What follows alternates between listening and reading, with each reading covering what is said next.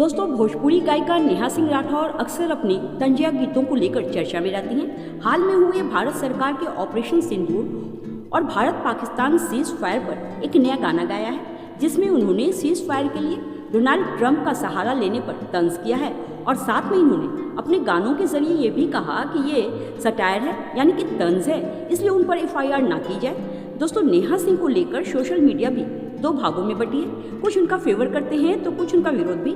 हालांकि नेहा सिंह राठौर अपने गानों के जरिए अपने लोकतांत्रिक अधिकारियों का इस्तेमाल करती हैं, सरकार से सवाल पूछती हैं, उनकी निंदा करती हैं, आलोचना करती हैं। दोस्तों, ऑपरेशन सिंदूर सीज फायर पर नेहा सिंह के नए गाने पर सोशल मीडिया पर यूजर्स भड़क गए हैं। कुछ लोगों का कहना है कि इस तनावपूर्ण माहौल में जहां भारत पाकिस्तान तनाव चल रहा है, इस माहौल में इस तरह के गानों के लिए सिंगर पर एक्शन लेना चाहिए, क्योंकि इस तरह के गाने देश के माहौल को खराब कर रहे हैं और साथ ही साथ दुश्मन देश को इससे और फायदा मिल रहा है, बल मिल रहा है। वो देश के खिलाफ इस तरह के वीडियो का इस्तेमाल भी कर सकते हैं। इसके अलावा कुछ यूजर्स का ये भी आरोप है कि नेहा सिंह राठौर ऐसे गाने व्यूज बढ़ाने के लिए कर रही हैं। वैसे दोस्तों, नेहा सिंह के इस नए गाने पर चौकीदार कायरबा पर लोगों की अपनी अपनी राय है, लेकिन नेहा सिंह अपनी गायिका और गायकी के जरिए सरकार से सवाल पूछने में पीछे नहीं हटने वाली हैं। दोस्तों, अभी हाल में ऑपरेशन सिंदूर के बाद ही मध्य प्रदेश सरकार मंत्री विजय शाह के बेतुके बयान पर जोरदार हमला किया है नेहा सिंह ने,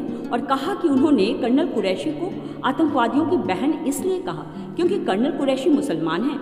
भोजपुरी गायिका इस बेतुके बयान पर हमला करने के साथ साथ ये भी कहा कि वो हमारे देश की बेटी हैं और वो मेरी बड़ी बहन जैसी हैं और हमेशा रहेंगी। तो बीजेपी नेता के बेतुके बयान के मोदी जी ने उन्हीं की बहन को भेजकर उनकी यानी कि आतंकवादियों की ऐसी की तैसी कर दी। तो दोस्तों, सवाल ये है कि बेटियों का सिंदूर तो आतंकवादियों ने उजाड़ा था, क्या कर्नल कुरैशी उनकी बहन है? नेहा ने सवाल किया कि मैं पूछना चाहती हूँ कि एक देश प्रेमी आर्मी ऑफिसर को इन्होंने आतंकवादियों की बहन कैसे कह दिया? ऐसा बोलकर उन्होंने क्या देश की बेटियों का अपमान नहीं किया है, खासकर वो बेटियां जो कि आर्मी में उनके मनोबल को नहीं तोड़ा? हालांकि अपने इस बेतुके बयान के लिए विजय शाह ने माफ़ी भी मांगी है, लेकिन क्या एक माफ़ी से ऐसी मानसिकता बदल सकती है? क्या ये मानसिकता देश के हित में है? दोस्तों, आपकी क्या राय है? कमेंट में जरूर बताना।